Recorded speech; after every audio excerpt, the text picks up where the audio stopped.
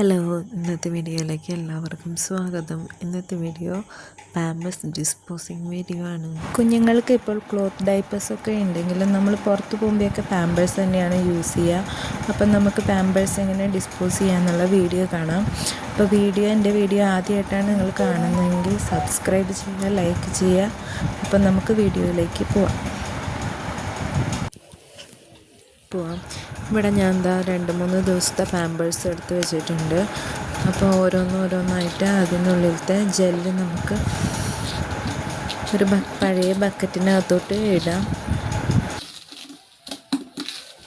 മഴക്കാലമൊക്കെ ആകുമ്പോഴത്തേനും പാമ്പേഴ്സൊക്കെ കളയാൻ ഭയങ്കര ബുദ്ധിമുട്ടായിരിക്കും. അപ്പോൾ ഇതേപോലെ ചെയ്ത് കഴിഞ്ഞാൽ നല്ലതായിരിക്കും.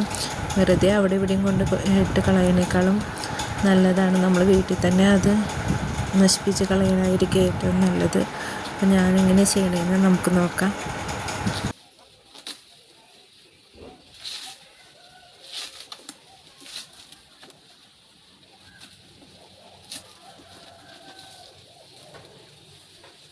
രണ്ട് മൂന്ന് ദിവസത്തെ പാമ്പേഴ്സ് നമ്മൾ എടുത്ത് വെച്ചിട്ട് ഒന്നിച്ച് ചെയ്യായിരിക്കും നല്ലത്, ഓരോന്ന് ചെയ്യണേക്കാളും.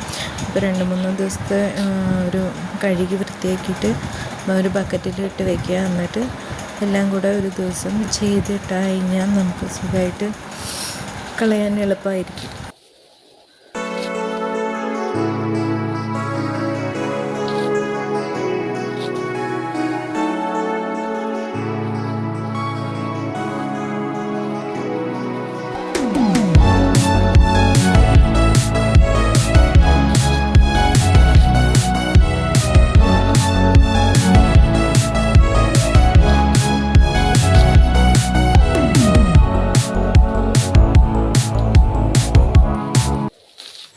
അതിനകത്ത് ജെല്ലൊക്കെ ഇങ്ങനെ ബക്കറ്റിനകത്തോട്ട് ഇട്ട് തീർന്നിട്ട് പിന്നെ ഞാനത് കഴുകിയിട്ടാണ് അവിടെ എടുത്ത് വയ്ക്കുക. അല്ലെങ്കിൽ ഇത് ഇങ്ങനെ ഉണങ്ങാൻ മഴക്കാലമൊക്കെ ആകുമ്പോഴത്തേനും പെട്ടെന്നൊന്നും ഉണങ്ങില്ലല്ലോ. അപ്പോൾ അതങ്ങനെ ഇടുമ്പോഴത്തേനും കളയാനൊക്കെ ഭയങ്കര ബുദ്ധിമുട്ടായിരിക്കും. അപ്പോൾ ഞാനിതേപോലെ ഇങ്ങനെ എല്ലാം കഴുകി കഴിഞ്ഞിട്ട് അതിങ്ങനെ കമ്പിൽ കോർത്തിടും.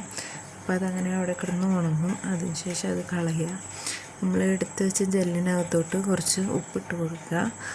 കല്ലുപ്പിടായിരിക്കും ഇത്തിരിയും കൂടി നല്ലത്, പെട്ടെന്ന് വെള്ളമാവാൻ വേണ്ടിയിട്ട്.